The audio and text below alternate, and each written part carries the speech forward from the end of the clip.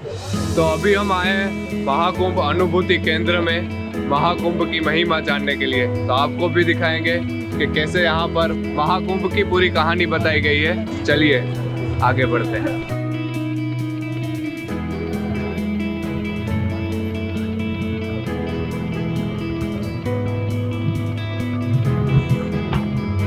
तो फाइनली हम समुद्र मंथन की गाथा जानने के लिए पहुंच चुके हैं और आप देख सकते हैं मेरे पीछे यहाँ की हर एक दीवारों पर बड़े ही खूबसूरत तरीके से हमारे देवी देवता और हमारी संस्कृति को दर्शाया गया है।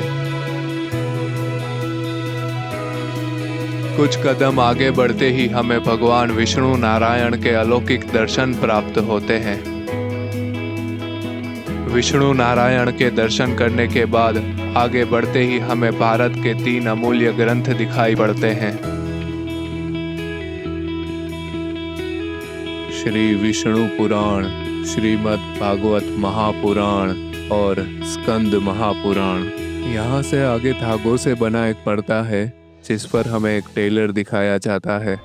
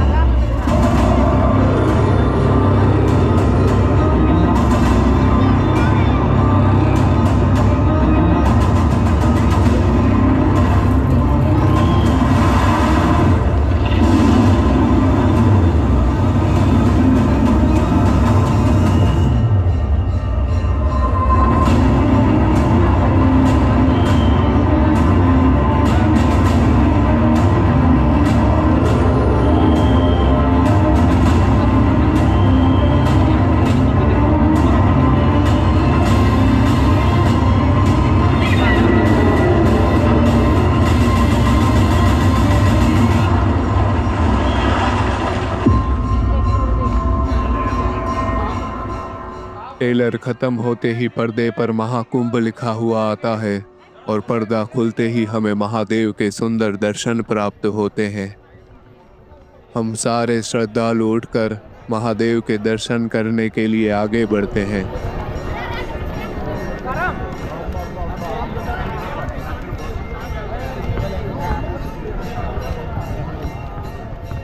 महादेव के दर्शन करने के बाद हम दूसरे कमरे की तरफ आगे बढ़ते हैं। हर हर महादेव, हर हर महादेव। दूसरे कमरे में प्रवेश करते ही हमें ऐरावत समान हाथी की प्रतिमा दिखाई पड़ती है जिसकी सूंड पर एक माला भी है और ये एक बहुत अच्छा रेफरेंस है इस कुंभ से जुड़ी महिमा का। आगे बढ़ते ही एक बहुत ही बड़ी स्क्रीन पर हमें कुंभ की महिमा डिजिटल वे में बताई गई है। सृष्टि के प्रादुर्भाव के साथ ही प्रकाश अंधकार, सत्य असत्य और धर्म अधर्म का शाश्वत संघर्ष भी आरंभ हो गया। ये कथा भी ऐसे ही एक संघर्ष की जिसने एक मूल धर्म परंपरा को जन्म दिया। एक दिवस पृथ्वी पर विचरण करते समय महर्षि दुर्वासा को एक दिव्य पुष्पमाला प्राप्त हुई। सुवासित माला को देव योग्य जान वे उसे स्वर्गाधिपति इंद्र के पास ले गए। हे सर्वदेव, ये दुर्लभ माला मैं आपको भेंट करता हूँ, इसे मेरा आशीर्वाद समझकर सहेज कर रखें। परंतु इंद्र महर्षि के आशीष का मान न कर सके और अहंकार के प्रमाद में उन्होंने वो माला ऐरावत के मस्तक पर रख दी। पुष्प गंध से असहज ऐरावत ने माला धरती पर दी। दम्भी इंद्र, मेरा ऐसा घोर अपमान, जिस धन ऐश्वर्य पर तुम इतना इतराते हो, मैं वही तुमसे छीन लूंगा। मैं इसी क्षण तुम्हें और तुम्हारे लोग को श्रीहीन होने का श्राप देता हूँ। एवमस्तु। ऋषि श्राप के प्रभाव से देवताओं का वैभव छीन गया। तीनों लोगों में हाहाकार मच गया।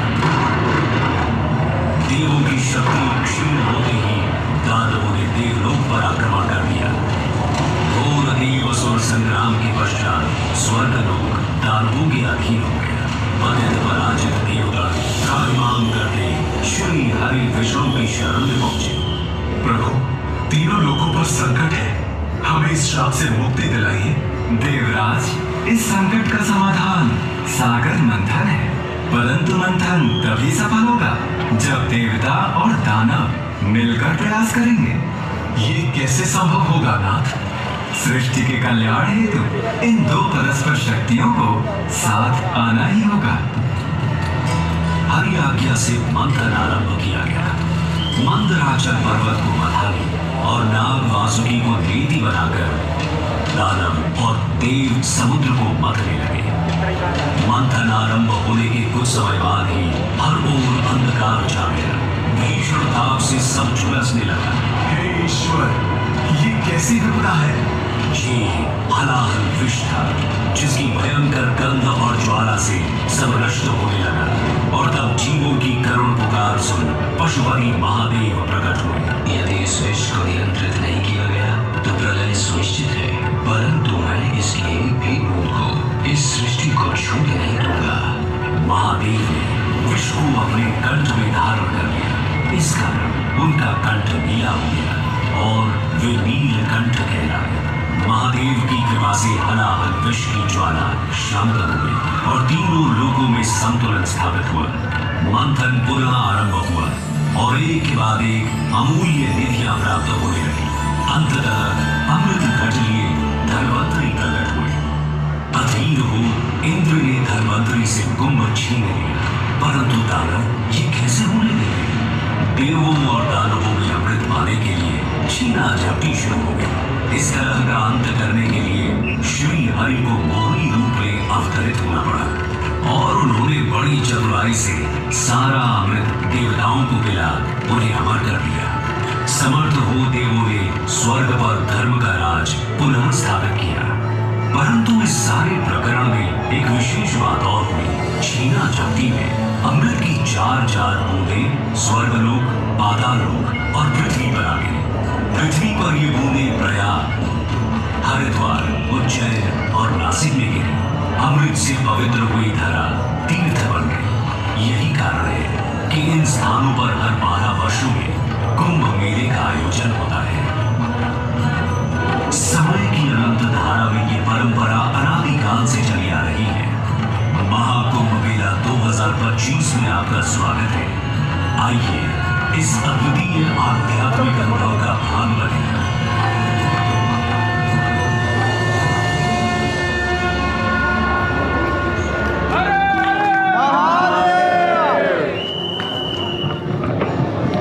तो ये थी महाकुंभ की महिमा।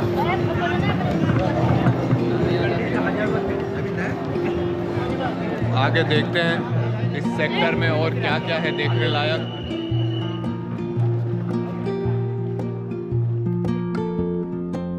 आगे बढ़ते ही एक दीवार पर भारत के नक्शे के साथ कुछ ऐतिहासिक मंदिर दिखाई पड़ते हैं। इन मंदिरों से होते हुए एक रास्ता हमारे ऊंचे पर्वत और शीतल नदियों के संग बहते हुए हमें आगे की ओर ले जाता है।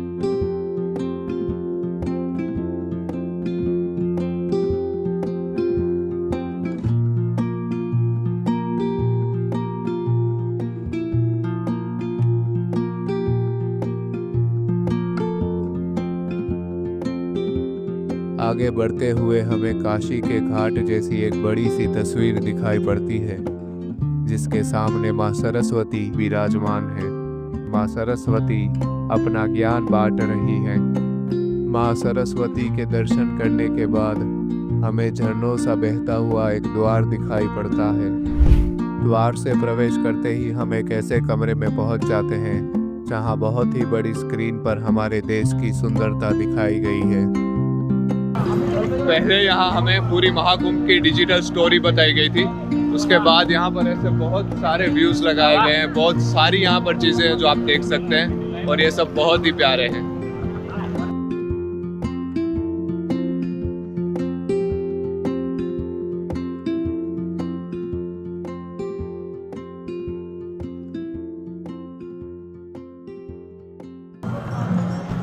बहुत ही खूबसूरत तरीके से यहाँ हमारा इतिहास बताया गया है और यहाँ हमारे देश की खूबसूरती दिखाई गई है।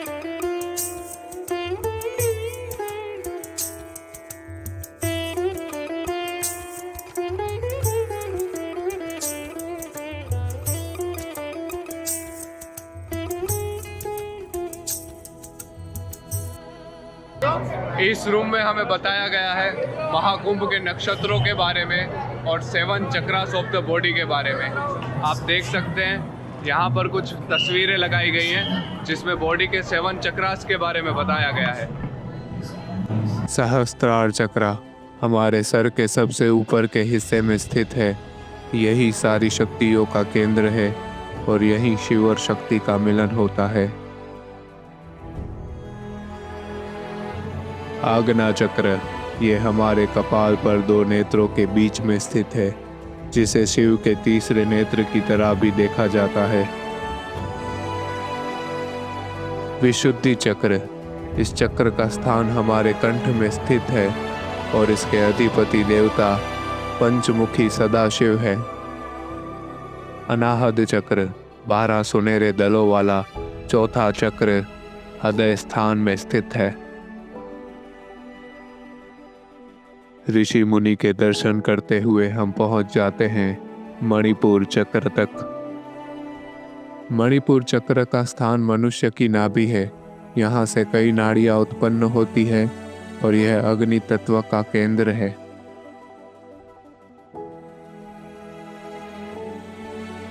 स्वाधिष्ठान चक्र हमारे लिंग के मूल में स्थित है, जहाँ पर 6 नाड़ियाँ आकर मिलती है।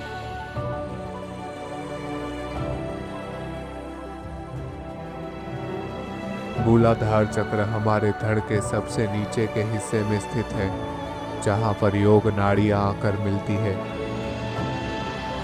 तो ये थे हमारे बॉडी के 7 चक्रास।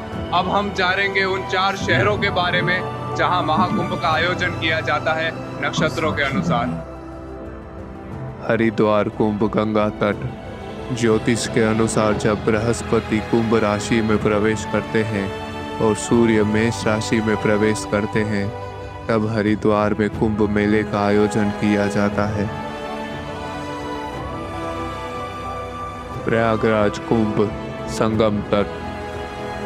कुंभ मेला यहाँ तब आयोजित होता है जब बृहस्पति वृषभ राशि में और सूर्य मकर राशि में प्रवेश करते हैं। उज्जैन सिंहस्थ शिप्रा तट। जब बृहस्पति सिंह राशि में और सूर्य मेष राशि में होते हैं, तब उज्जैन में कुंभ का मेला आयोजित होता है, जिसे सिंहस्थ कुंभ कहा जाता है। और आखिरी शहर नासिक कुंभ गोदावरी तट। नासिक में कुंभ का मेला तब आयोजित होता है जब बृहस्पति और सूर्य दोनों ही सिंह राशि में होते हैं। तो ये थे हमारे वो 4 दिव्य शहर जहाँ 4 अमृत की बूंदें आकर गिरी थी और जहाँ नक्षत्रों के अनुसार कुंभ मेले का आयोजन किया जाता है।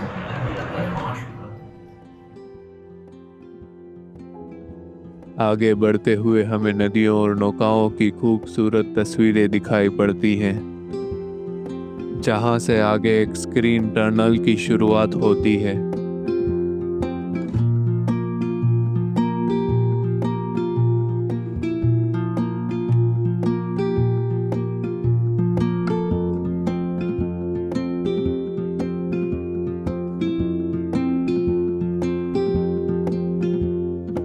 स्क्रीन टनल के बाहर आते ही हमें हमारे देश के कुछ महान व्यक्तियों की तस्वीरें दिखाई पड़ती हैं। आगे बढ़ते हुए हमें लोगों से घिरे डिजिटल नारद मुनि जी दिखाई पड़ते हैं।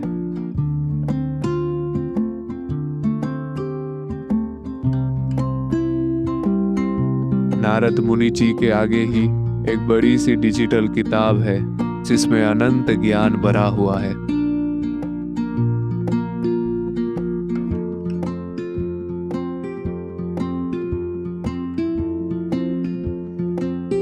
और इसी तरह बड़े ही डिजिटल तरीके से यहाँ पर भारत की सुंदरता दिखाई गई है और कुंभ की महिमा बताई गई है।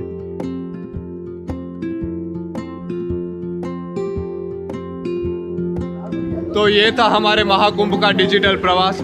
आशा करते हैं आपको बहुत कुछ जानने को मिला होगा और आशा करते हैं कि आपको मज़ा आया होगा, क्योंकि हमें बहुत मज़ा आया है। हर हर महादेव।